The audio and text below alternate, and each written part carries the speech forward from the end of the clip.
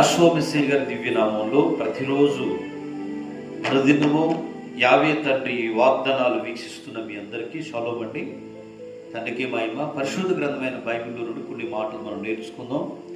తండ్రితో సావాసం చేస్తే కలిగే లాభాలు ఏంటి అని ఈ మాటలో మనం నేర్చుకోవటానికి తండ్రి ఈ దినమంతా మనకు తోడై ఉండును గాక.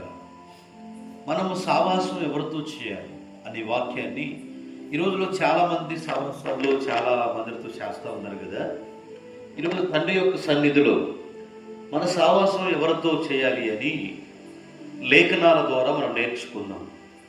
పరిశుద్ధ గ్రంథమైన బైబిల్ నుండి 22వ అధ్యాయము ఏబు గ్రంథము 21వ వచనంలో ఏబు స్నేహితులు వచ్చి, ఏబో ఏంటయ్యా, నీవు ఆయనతో సావాసం చేసిన ఎడల నీకు సమాధానమును కలుగును, అలాగనే నీకు మేలు కూడా కలుగును అని రాయబడింది. అంటే యావేతో నువ్వు ఒకవేళ సావాసం ఎక్కువ చేయట్లేదేమో, అందుకనే నీకు బలహీనత, అందుకనే జబ్బులు, కనుక నీ సావాసం కరెక్ట్గా ఉందో లేదో ఒకసారి నువ్వు చెక్ చేసుకో ఏబు అని ఏబుతో చెప్పినట్టు మాటలు మనం నేర్చుకుంటున్నాం. తండ్రికి మహిమ కలుగును గాక.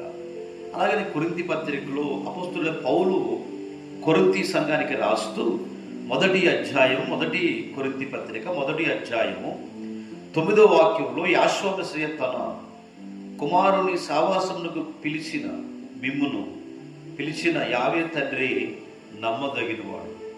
యావే తండ్రి యాషోవ మెస్సీ గారు సావాసానికి ఎవరు పిలిచారంటే సృష్టికర్త పిలిచాడు. కాబట్టి ఎందుకని అని అంటే ఒక ఫెలోషిప్ ఏర్పడాలని, ఒక ఫెలోషిప్ ఏర్పడి ఆ ఫెలోషిప్లో నివసించాలని, ఆ ఫెలోషిప్లో ఉండాలని ఈ కార్యక్రమాన్ని నిజంగా యావే తండ్రే ముందుగా నిర్ణయించాడు. కనుక మీరు ఒక సావాసంగా, ఒక సమాజంగా కూడుకొని యావేను ఆరాధించాలనే ఉద్దేశంతో ఈ వాగ్దానాలు మనకు తెలియపరుస్తూ ఉన్నవి.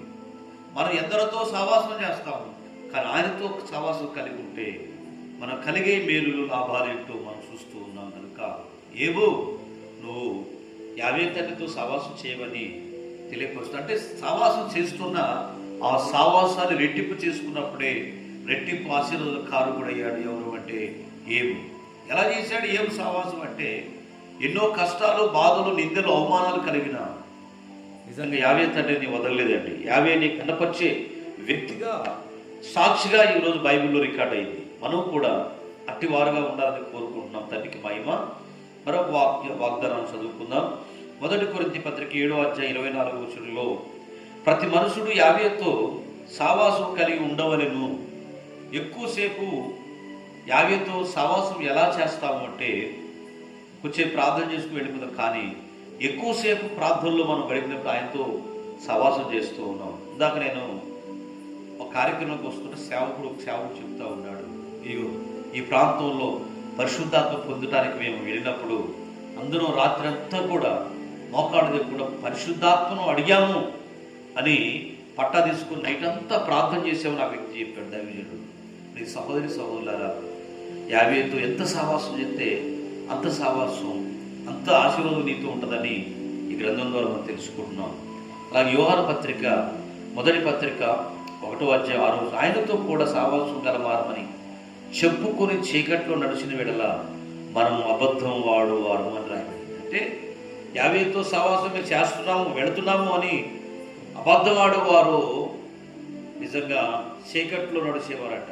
చేస్తున్నామని చెప్పేవాళ్ళందరూ కూడా చీకట్లో చేస్తున్నారని రాయబడింది. 2వ కొరింథీ పత్రిక 13వ అధ్యాయం 14వ వచనంలో, మన రక్షకుడు యాషోవ మెస్సీ కృప, యావే ప్రేమయు, పరిశుద్ధాత్మ సావాసు మనందరికీ తోడై ఉంటుంది. హల్లెలూయా.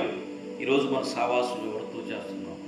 ఒక ఫ్రెండ్స్ కలిసినట్టే వారికి బిర్యానీ తిరిగించి, మందు దాపించి ఎంతోమంది సావాసం చేసేవాళ్ళు ఉన్నారు. సహోదరులారా, మన సావాసులు ఎక్కువగా యావేతో గడిపితే ఆత్మ మనం నడిపించి ఆయన అభిషేకం మన మీద ఎక్కువగా ఉంటుంది. కనుక మనం ఎక్కువగా ఆయన ప్రేమించి ఆయన సావాసులో ఉండే వ్యక్తులుగా ఉందాం. ఈ కార్యక్రమాన్ని ఎందరైతే వీక్షిస్తున్నారో సహోదరులారా, ఉదయం లేవగానే అడవుడిగా ఏదో పనులు పెట్టుకొని యావేతో ప్రార్థన చేయకుండా వెళ్ళేవారు ఎంతమంది లేరు. ఈరోజు తండ్రితో గడపాలి, యావేతోనూ సావాసం చేయాలి. ఆయనతో ఎక్కువ సావాసం చేస్తే ఆయన మనసు మన మనసు ఏకమై నువ్వు పరలోకానికి చేర్చబడేవారుగా ఉంటామని ఈ లేఖనం అర్థం. కాబట్టి ఇదిన మరి వాగ్దానాలన్నీ కూడా తండ్రి మనందరి జీవితాల్లో ఏవు స్నేహితులు చెప్పినప్పుడు ఏవు దిద్దుకున్నాడు. అబ్రహాము, ఇస్సాకు, యాకోబులు ఎక్కువగా యావేతో గడిపారు. యాషోమెస్సయ్య వారు కూడా తండ్రితో ఎక్కువగా గడిపాడు.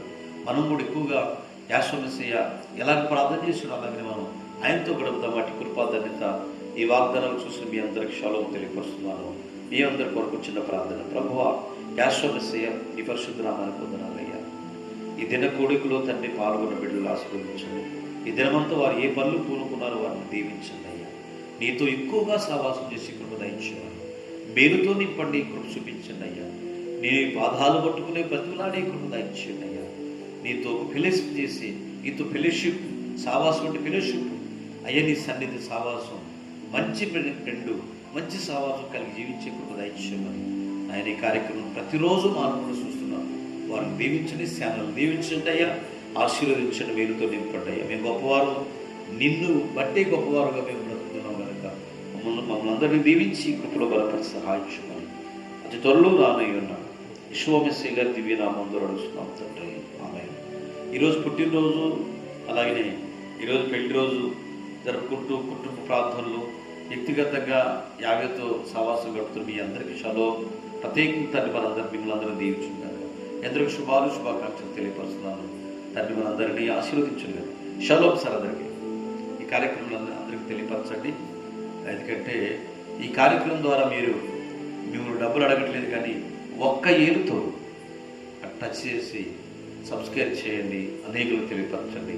50కి మహిమ.